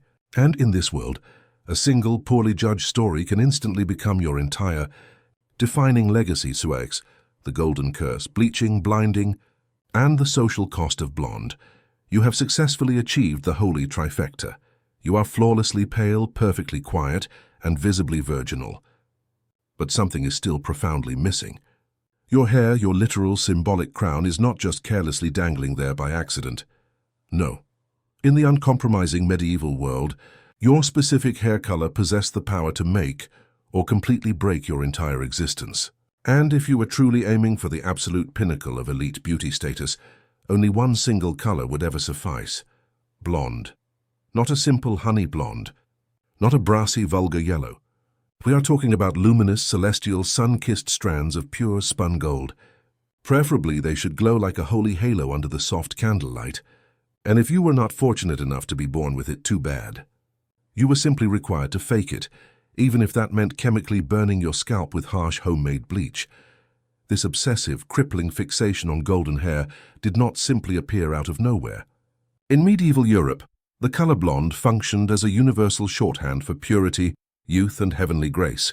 Artists consistently painted angels and saints with flowing blonde locks, even when they were depicting women from regions where blonde hair was genetically uncommon. The symbolism ran deep and was utterly pervasive. Blonde meant divine. Blonde meant delicate. Blonde, tragically, also meant you would probably die young. And wasn't that just a lovely prospect? For brunettes and redheads, this extreme ideal posed an immense, terrifying problem. So women set to work with an array of truly horrifying, do-it-yourself treatments to relentlessly lighten their hair. One popular method involved soaking your hair in a corrosive concoction of lye, alum, and shockingly stale urine. Yes, urine, before then sitting out directly in the sun for hours. It did not always succeed, but when it did, you would end up with dried-out straw-like blonde strands and likely severe chemical burns. A beauty win, perhaps. Possible nerve damage, quite possibly. One particularly infamous beauty recipe survived in a 15th century Italian manuscript. It instructed women to mix saffron, lemon juice, and goat's urine, apply the vile mixture to their hair, and then sit outside wearing a wide-brimmed straw hat that had the entire top cut out. The intention was that just your hair would be allowed to roast in the harsh sun. The goal? To lift the natural pigment. The result? Sometimes it worked, but usually it just thoroughly fried your hair into a crispy halo of medieval regret. And do not think you could simply cheat by wearing a wig. Wigs were extremely rare and were immediately seen as highly theatrical or dangerously deceptive. Plus, they were incredibly hot and intolerably itchy beneath the numerous layers of wimples and veils. Some women attempted to use thin veils dyed with golden hues to give the subtle illusion of blonde hair peeking through, but it was never a true substitute for the real, agonizingly achieved thing. You intensely desired the genuine shine, the undeniable shimmer, and the approval of absolutely everyone from your local priest to your most important suitor. And if it tragically cost you your entire scalp, so be it. A historical example stands out. Consider Lucrezia Borgia. While she lived slightly post-medieval in the early Renaissance, her renowned golden hair was so intensely famous that it was used as a literal diplomatic gift. Strands of her hair were meticulously preserved in expensive jewelry and letters, serving as potent tokens of power and unassailable allure. Whether the color was entirely natural or achieved through early aggressive bleach jobs remains debatable, but the point is devastatingly clear. Golden hair meant immediate, undeniable influence. It possessed the power to turn women into legends, or at the very least into well-married nobles. Of course, this entire aesthetic ideal systematically excluded whole populations. Dark-haired women, particularly those originating from Southern Europe or the Middle East, were often visually portrayed in art as being seductive, inherently dangerous, or morally ambiguous. In pervasive medieval poetry, a dark-haired temptress almost always spelled immediate trouble for the noble hero, while the golden-haired maiden was universally the one he would honorably take home to his castle. The racial and cultural undertones were palpable and unforgiving. Blonde was not just beautiful, it was actively perceived as better. Now here is where the dynamic becomes deeply interesting. While the church relentlessly pushed for strict modesty and chastity, the romantic literature of the time, the courtly love tales and the troubadour poetry, actually fueled the obsession with blonde hair even more intensely. In these wildly popular stories, the perfect lady was always golden-haired, gently spoken and mysteriously. There were, of course, stark class divisions. Peasant women simply could not afford the dangerous luxury of fasting, nor would anyone expect them to. They required genuine energy to survive their brutal lives, field work, multiple childbirths, constant relentless labor. But the higher you managed to climb the unforgiving social ladder, the more your dinner plate was expected to remain empty. The devastating irony of it all: the rich had ready access to an abundance of food and were praised for pretending that they simply did not want it. And just to fully drive the point home, here is a profoundly weird little fact. Some women would deliberately chew food and then discreetly spit it into expensive napkins to successfully avoid digestion. That is correct. Pre-digestion food rejection, a casual, court-approved eating disorder. Centuries before anyone possessed a name for it. So here you are again. It is dinner time in your candle-lit hall. Your lord is indulging in roast pheasant. The smell is so richly potent, it makes your empty stomach painfully twist. You sip carefully at watered wine and pretend to be utterly indifferent. Your gown is painfully tight across your ribs. You have not eaten a proper full meal in days, but everyone present praises your lightness and your undeniable grace. You feel dizzy and profoundly weak, and someone leans over and whispers, "You look radiant tonight." You manage a faint ethereal smile. You are starving. But that is the entire cruel, unforgiving point. V. The unseen shroud. Purity, modesty, and the veil of invisibility, you have successfully stopped eating. You have aggressively erased your eyebrows, and you have ruthlessly shrunk your mouth into a delicate, well-mannered smirk. But you are not quite finished, because now it is time to address the final and arguably most unachievable layer of medieval beauty: purity. Not just physical cleanliness, but the big, crushing, all-encompassing one. The standard that perpetually loomed over every single girl from the moment she could walk in a straight line. Virginity.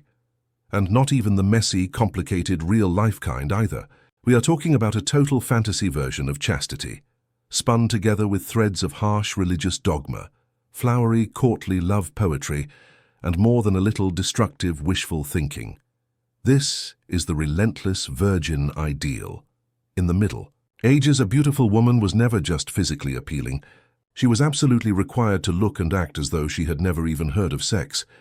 And if she was already married, well, ideally, she was still required to seem virginal. The standard was utterly ridiculous, ethereal, and functionally untouchable. She must be graceful but completely innocent. She must be mysterious but also morally transparent.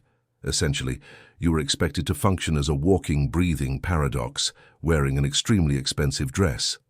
It all stemmed, of course, from the overriding religious climate. The Virgin Mary was the ultimate, undisputed role model. She was perceived as the perfect woman, kind, perfectly obedient, selfless, and eternally untouched. Artists and poets relentlessly bent over backward to make her the absolute centerpiece of womanhood. This tragically meant that real, living, breathing, complex women were expected to ruthlessly mold themselves into that impossible shape. Pale, passive, and perfectly pure. Let's place you in that specific, crushing mindset. You are 13, perhaps, 14 years old enough for serious marriage negotiations to begin. Your mother has already sternly warned you to walk with exaggerated modesty, to meticulously avoid eye contact with any man, and never, ever, to speak above a whisper unless you are directly addressed. You have been exhaustively taught how to sit with your ankles rigidly crossed, how to lower your eyes demurely, and how to say no with just the correct angelic amount of manufactured confusion. You have also been repeatedly warned that even looking too interested in anything, absolutely anything, might make people suspect you are impure. Passion, after all, was fundamentally suspicious. Even your elaborate clothing reflected this bizarre blend of calculated innocence and subtle allure. Your dress might be modest in its cut, but it was required to be made from expensive fabrics that loudly whispered of your privilege. You were expected to wear a veil over your hair, not purely for fashion, but because visible hair was dangerously associated with temptation and unbridled sexuality. The more utterly covered you were, the more spiritually good you instantly appeared. Modesty was not merely suggested, it was, in some strict regions, literally legally enforced. In parts of medieval Italy, specific laws dictated exactly how much skin unmarried women were permitted to show. Yes, they possessed genuine purity police. Consider the fascinating, tragic story of Agnes of Rome, a young 12-year-old girl who was later canonized for refusing to marry and instead protecting her chastity right up until her death. Her legend became a popular cautionary tale for all young women, taught as a profound lesson in devotion and undeniable moral superiority. In art, she is often shown with a small lamb, the symbol of innocence, and a face so utterly expressionless you might think she had been mildly sedated. This, apparently, was the vibe everyone was supposed to emulate: pure, passive, and utterly silent. And here is the ultimate kicker. Even your individual physical features were expected to visibly reflect your purity. A small nose, delicate and modest; large eyes, great, as long as they never sparkled with too much curiosity; a high, smooth forehead, naturally, because absolutely nothing screams virgin like an enormous blank canvas stretched above your brows. Medieval writers often described beautiful women with skin literally whiter than milk, hair like spun gold threads, and voices so soft that they could not possibly disturb a resting bird. That last one sounds beautifully poetic until you fully realize it fundamentally means you should never speak above a whisper, ever. But let's pause to discuss hair again for a second. In medieval symbolism, a woman's hair was considered a heavily loaded weapon. Loose, unbound hair on a woman was dangerously associated with seduction, with moral peril, and with a complete lack of emotional control. This is precisely why brides were allowed to wear their hair down only on their wedding day, symbolizing both their imminent transition and their final day of absolute virginity. Immediately after that, it was required to be covered or braided tightly, because leaving it loose would be equivalent to walking around with a flashing neon sign that screamed, "I might be a temptress." The rules were unspoken, yet brutally rigid. You absolutely did not want to be mistaken for a loose woman, because the resulting consequences were genuinely brutal. Speaking of which, the stakes for falling short of this impossible ideal were never merely social. They were intensely physical. A woman who was simply suspected of sexual impurity could be publicly shamed, permanently disinherited, exiled from her home, or even killed. It truly did not take much. A single rumor, a single jealous suitor, an unfortunately timed private encounter in a garden. The noble family's daughters were considered pure political currency. If a girl's virginity was seriously called into question, it possessed the power to sink entire marriage alliances. So yes, the pressure was terrifyingly real, and yes, it was absolutely constant. Instruction, or simply the terrible result of relentless, crushing social pressure, we may never definitively know. But the concept of total facial restraint was terrifyingly real. Beauty was never just about how you looked. It was fundamentally about how still you could remain. The holy hunger, fasting, fragility, and the saintly silhouette. You are impeccably pale. Your cheeks are hollowed with denial. You are hairless in all the wrong places, and your mouth has been disciplined and shrunk enough to pass the medieval inspection. At this stage, you should technically be golden, correct? But no, because now comes the ultimate part that conceptually ties this entire devastating system together. Being thin. Not merely thin, but profoundly fragile, ethereally slight, one solitary skipped meal away from achieving genuine admired sainthood. Because in the strange, cruel logic of the Middle Ages, looking as if you had not partaken of food for days was not simply a passing fashion. It was fundamentally holy. Fasting was not reserved only for pious monks and distant mystics. Among the nobility, especially the women, the act of not eating became a visible, powerful badge of both profound spiritual devotion and undeniable social superiority. The thinner and slighter you appeared, the more universally virtuous you were assumed to be. A woman who possessed a full, healthy figure might be considered physically healthy, yes, but she was simultaneously suspected of indulgence, of the sin of gluttony, or even of a profound moral weakness. The true ideal body was soft yet extremely slight. It was delicate yet shapely, like an expensive sculpture that might tragically break if you breathed too hard upon it. This was never a quiet internal practice either. In many aristocratic courts, fasting was openly flaunted. Women would attend elaborate multi-course feasts, but barely touch any of the food, delicately sipping watered wine, or picking at a minuscule piece of bread with exaggerated, visible grace. This performance was not about simple health. It was about power. The public, agonizing act of denying yourself pleasure, particularly in the immediate presence of plenty, sent a profound, clear message. I am in control. I am closer to God. I am morally better than you. Now consider the case of Saint Catherine of Siena.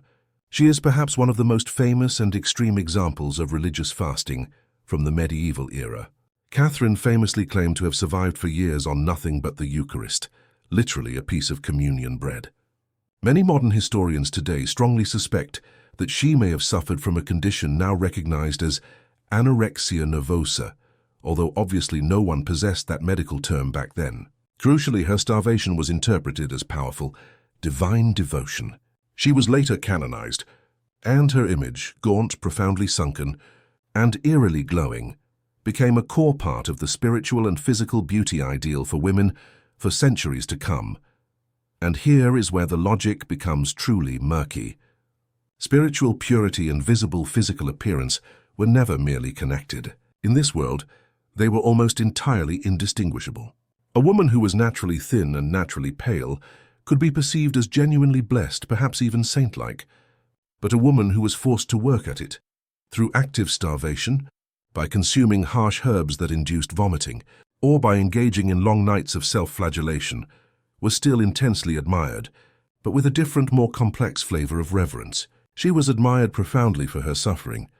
There are quirky, dark tidbits too, like the recorded popularity of something called holy anorexia.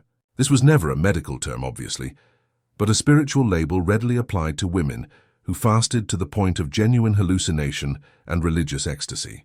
Some noble families were even known to actively encourage this terrifying behavior in their daughters, seeing it as a desirable shortcut to instant sainthood, or at the very least, a clear way to dramatically increase the family's religious prestige. That is correct. Actively starving your child could, in this bizarre context, be a distinct career move. And do not misunderstand. Men were engaging in similar practices, particularly within monasteries, but the impact struck women differently. Fasting for women became not just a religious act, but a deeply gendered performance. You were not merely purging your body of sin. You were actively proving that you were too holy to be consumed by common hunger, too spiritually pure to possess earthly needs. Your body in this context was no longer truly yours. It was meant to function as a shrine. Let's rewind, however, to the relentless daily grind of this expectation. Imagine waking up in your cold stone chamber, where the roaring fire provides little actual warmth. Your maidservant brings in your breakfast, perhaps a stale crust of rye bread and a cup of goat's milk, but you politely wave it away. You are fasting, which in this context simply means keeping up appearances. Your head aches constantly, your limbs feel perpetually weak, but you manage a faint smile and proceed with your day. You occasionally faint during morning prayers. Everyone simply pretends not to notice. Among your small circle of noble women, there is a fierce, unspoken competition. Who can eat the absolute least? Who can survive the longest period between meals? Who can subsist purely on weak herbs and thin broth and still somehow manage to stand upright at Mass? It is brutal. It is deeply isolating. And it is profoundly revered. Even the fashion of the era ruthlessly reinforced this. Gowns were deliberately tight around the ribcage and torso, strongly emphasizing an unnaturally narrow waist. Lacing was employed to cinch the body, not yet the full restrictive corsetry, but certainly an early, unforgiving precursor. Some of the gowns possessed no stretch whatsoever and could barely accommodate a full, healthy breath, let alone a meal. The silhouette of the day was long, severely narrow, almost reed-like. Rounded curves were generally acceptable. Hips and bust had their allotted place, but the stomach absolutely had to be flat and the ribs discreetly concealed. Your entire frame was required to wordlessly say, "I exist solely on air and prayer." Scholars continue to argue about the exact extent to which these extreme standards truly reached. Were all noble women genuinely starving themselves? Or were these ideals perhaps exaggerated by male poets, clerics, and artists, projecting their own strange fantasies onto female bodies? There is definitely truth to the latter argument. A vast majority of what we know comes from deeply biased second-hand sources, men writing about women, artists painting exaggerated saints, and religious leaders praising devotion, while simultaneously and quietly destroying lives. But the physical evidence, where it exists, the corseted bones, the letters, the surviving manuscripts, strongly suggests that many, many women lived these crushing expectations day after painful day. Unduly opinionated, or worst of all, unladylike, the entire goal was to seem like you barely existed at all. Just a soft breeze of a person with delicate, easily bruised bone structure and absolutely no opinions. Fun times. There is a fascinating and disturbing passage in a 14th century French romance, where the male hero praises the heroine's beauty by declaring that her teeth are so exquisitely fine and small that they would not break the delicate skin of a grape. Romantic, isn't it? Unless, of course, you found yourself attempting to eat steak. Then you were utterly doomed. It is inherently difficult to chew nobly when your teeth are functionally mere ornaments. But the true nightmare was medieval oral hygiene. They did not exactly possess Colgate. People would use a crude mix of harsh herbs, vinegar, coarse salt, and even the abrasive ash of burnt rosemary to scrub their teeth, assuming they even bothered with the effort. Most commoners simply did not. Among the elite, care was slightly more common, but the entire focus was on appearance rather than on actual health. So while you might rub your gums raw in a desperate attempt to whiten your teeth, the core idea of actually preventing tooth decay was never the priority. This leads us to one of the most savage ironies of the period. The women who made the most intense efforts to maintain their teeth often inflicted the most damage. There are unsettling records of women using ground coral and even brick dust to polish their enamel. Yes, brick dust. It looked brilliantly white until their precious enamel was completely obliterated and their teeth began literally crumbling in their gums. The ultimate in medieval beauty was this: small pearly teeth that would eventually rot right out of your skull. But at least you looked pious while doing it. Then there was the inevitable, crucial matter of breath. You could not possibly show off your tiny, perfect, invisible teeth with breath that perpetually smelled like boiled eel and existential sadness. So medieval women would chew an array of pungent herbs, most commonly parsley, mint, or cloves. Some also employed rosewater mouth rinses, which achieved little medically, but at least masked the evidence of a questionable diet. In some regions of Italy, women were known to chew fennel seeds and even sprinkle precious ground cinnamon directly into their mouths before social events. No one wanted to be that unfortunate woman at court, the one with the exquisitely pretty face and the dragon breath. Now, here is where it gets even stranger. In some medieval courts, there was a strict unspoken code that dictated exactly when a woman could safely show her teeth. Her smile was grudgingly permitted, but only the faintest, tightest, most minimal version, something approaching a Mona Lisa level of ambiguity. No open laughter. That quite simply would reveal far too much. Furthermore, joy itself was not a quality considered especially feminine. You were expected to look ethereal, gently sad, as if you were constantly waiting for your lord to return from a long war, or perhaps for God to mercifully call you home. Anything more openly enthusiastic than that posed a genuine risk of being seen as entirely inappropriate. There is even a fringe theory among historians. One definitely debated that upper-class women were sometimes formally trained to actively suppress laughter. The disturbing core idea was that joy made the face visibly contort, which could tragically reveal teeth, deepen the hated smile lines, or utterly ruin the delicate balance of their heavily powdered skin. Whether this was formal, recorded, awarded if your forehead was visibly veiny. That meant your skin was thin and exquisitely delicate. like precious parchment. And everyone, it seems, absolutely loved parchment. What is particularly funny, and simultaneously kind of awful, is that even if you were not naturally blessed with the right kind of forehead, you were still relentlessly compelled to pretend. Portrait artists would routinely draw your face elongated and your brow exaggerated, whether you genuinely liked it or not. In fact, some modern historians now strongly suspect that many of those ideal proportions found in medieval portraits weren't actually real at all. They were systematically edited, in much the same way that modern Instagram filters smooth out your features today. The more things change, right? And let's not forget the final terrifying consequence. In a world where women were granted so few actual choices, controlling your appearance became one of the only available ways to assert some semblance of identity.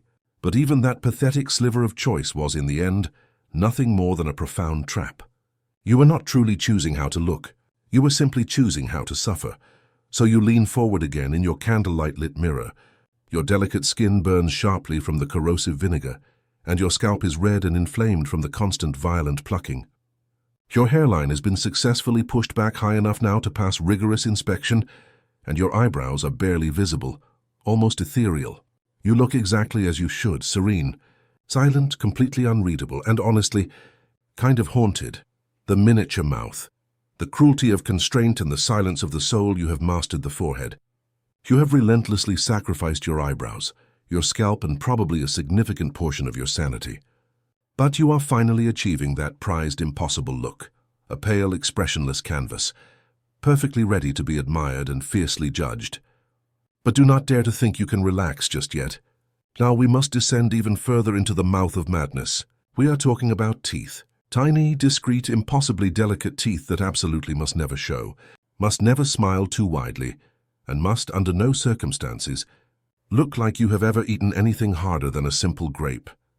In the unforgiving realm of medieval beauty law, the mouth was, as established, a profound contradiction. It had to be physically present, obviously, but it was forbidden from engaging in much functional use.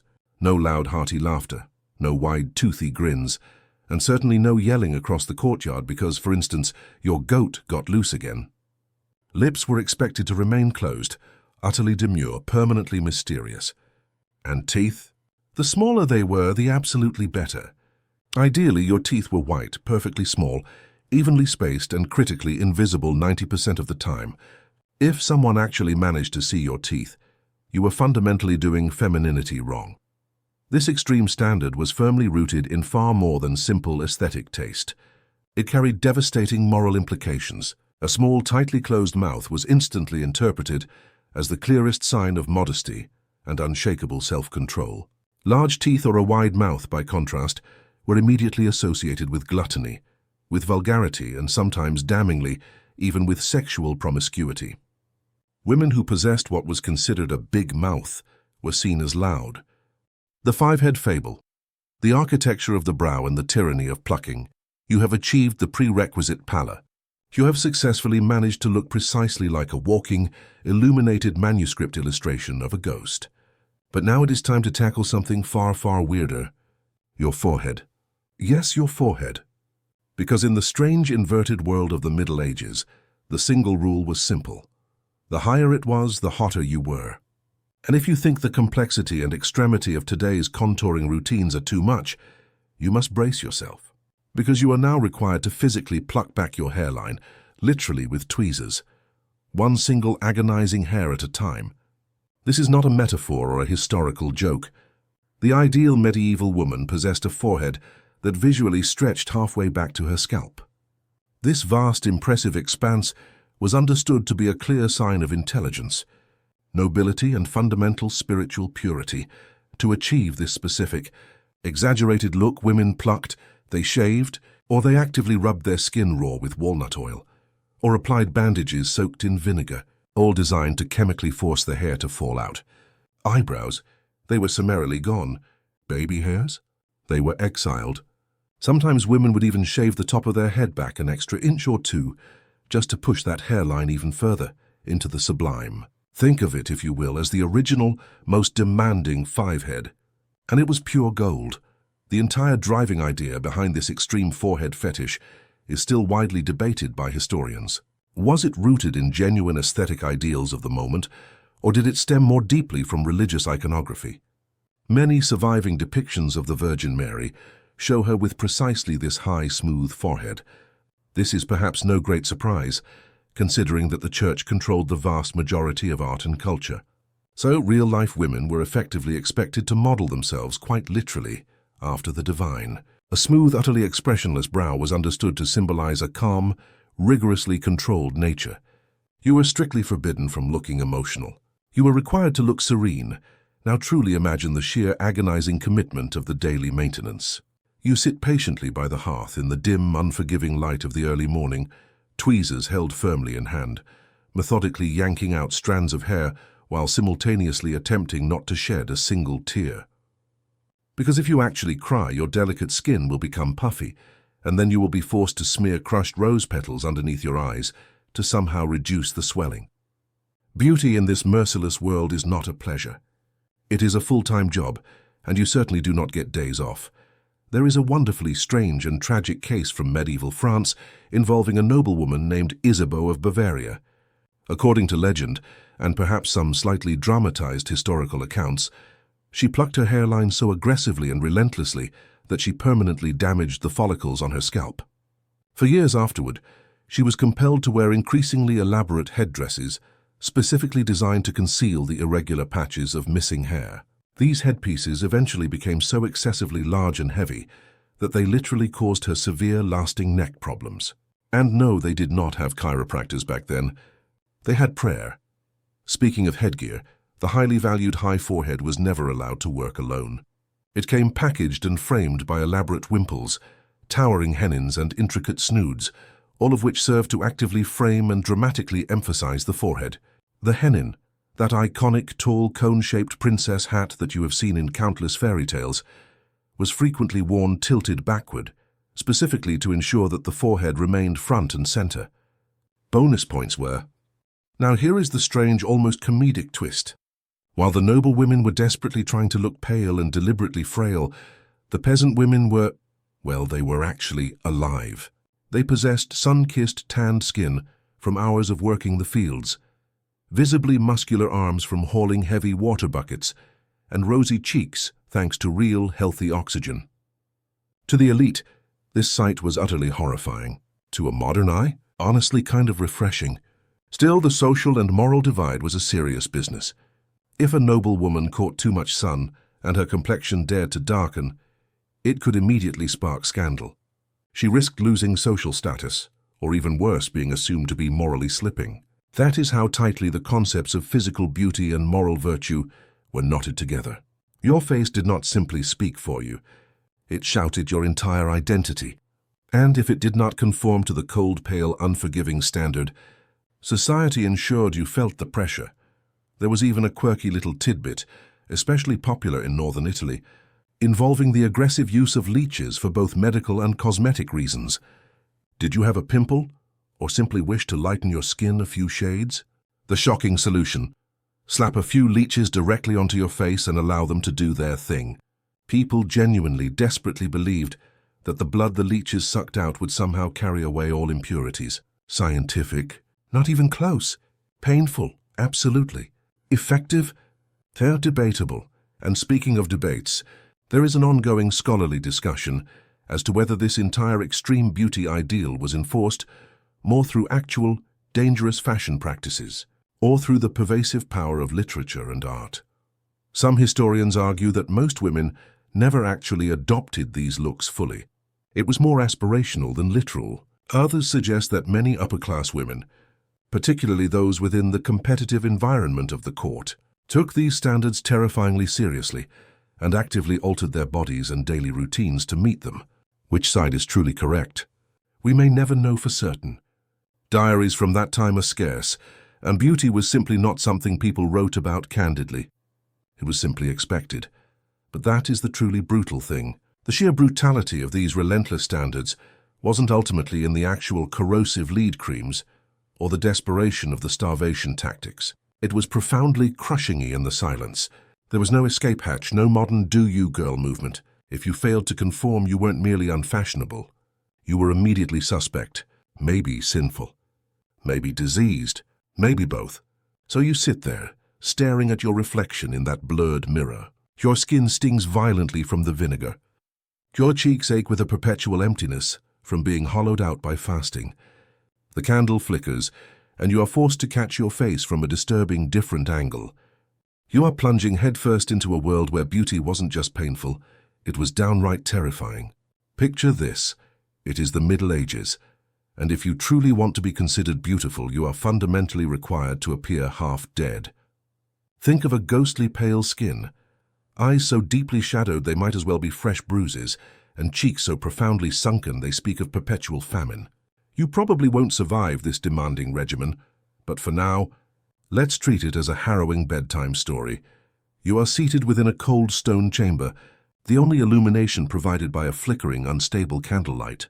The air hangs heavy with the scent of old beeswax and damp wool. You look into a warped bronze mirror, attempting to achieve perfection. Only what exactly constitutes perfection in this moralizing, rigid 14th century? First and non-negotiable, if your skin carries even the faintest hint of color, you are already hopelessly behind the curve. Pale skin was not merely a preference, it was a societal mandate. It openly screamed wealth and aristocratic detachment. If you were tanned, it provided the damning evidence that you were forced to work outdoors like some common, unwashed peasant. Gross. But being simply pale was never sufficient. You needed skin that was utterly translucent, so thin and fragile that the delicate, serpentine paths of visible blue veins could be clearly distinguished along your forehead and across the alabaster curve of your chest. That sickly, almost cadaverous appearance, that was peak hot. So how did one achieve this walking corpse aesthetic? The methods were a terrifying systemic combination of genuine neglect and corrosive ritual. This often involved bloodletting, the deliberate draining of vitality, coupled with sequestering yourself indoors, living like a medieval vampire terrified of the sun's touch. For the required surface perfection, you would smear on a thick toxic paste, frequently concocted from harsh vinegar, the powder of crushed pearls if you were rich enough, and most horrifyingly actual lead. Yes, pure deadly lead. It would systematically burn, corrode your skin, and inevitably poison your bloodstream. But hey, you were looking flawlessly aristocratic while doing it. Consider the historical echo in the portraits of Queen Elizabeth of York. They depict a face impossibly pale, with hollow cheeks, dark shadowed eyes all framed by a high forehead. This was the textbook definition of beauty at the time. But whether these intense depictions were real or merely artistic wish fulfillment remains a subject of scholarly debate. What is undeniable is that the performance of looking like death warmed over was an entire non-negotiable aesthetic, and women leaned hard into it. Then there is the signature sunken cheek look. In a time before the invention of modern contouring kits, you would, shockingly, resort to actual starvation. Wealthy women meticulously limited their food intake, not just to remain thin, but specifically to preserve that slightly hollow, eternally ethereal facial silhouette. Some would go to the painful, desperate extent of sucking on lemons or rubbing their harsh acidic juice onto their skin, hoping the acid would chemically drain the natural plumpness from their cheeks. Does that sound utterly fabricated? Nope. That was a real horrifying medieval beauty tip, passed down discreetly from lady to lady. Remember the role of the artist. Medieval painters were certainly not aiming for mere realism. Their faces were filtered through layers of crippling religious expectation and deeply ingrained class-based fantasy. Smooth, deathly pale skin wasn't just beautiful. It was fundamentally holy. The core belief was this: a pure soul could only reside within a visibly pure body. And purity meant no flaws, no warmth, no color. If you were lucky, the local painter might even incorporate gold leaf to give your painted halo a little extra shimmer. Otherwise, you were simply resigned to looking like a very fashionable, highly controlled ghost. Wasn't ultimately in the actual corrosive lead creams or the desperation of the starvation tactics. It was profoundly crushing in the silence. There was no escape hatch, no modern do-you-girl movement. If you failed to conform, you weren't merely unfashionable. You were immediately suspect. Maybe sinful, maybe diseased, maybe both. So you sit there staring at your reflection in that blurred mirror. Your skin stings violently from the vinegar. Your cheeks ache with a perpetual emptiness from being hollowed out by fasting. The candle flickers, and you are forced to catch your face from a disturbing, different angle.